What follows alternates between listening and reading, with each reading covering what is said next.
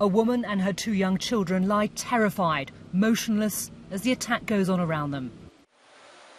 A plainclothes policeman edges towards them, desperately trying to coax them to safety. A body lies nearby.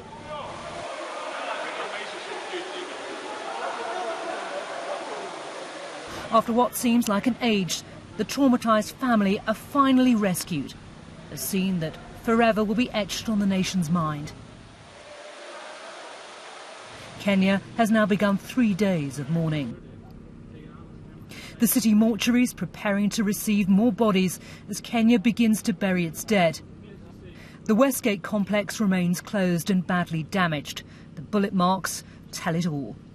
And forensic experts, including teams from Britain, have now begun the grim task of gathering evidence. More than 50 people are still missing, but the Red Cross will only have a final tally once they're given access to the building.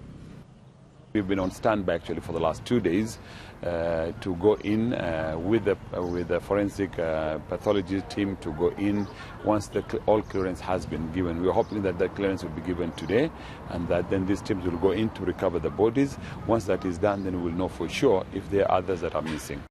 There's still so many questions which the Kenya police seem reluctant to answer, in particular concerns over whether all the attackers were apprehended or whether some may have escaped.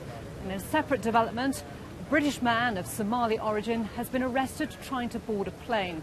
It's not clear whether he's being held in connection with the Westgate siege.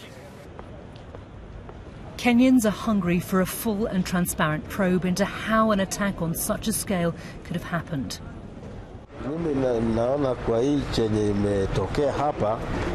We've not seen pictures of the suspects they say they've arrested. We want to know who these guys are.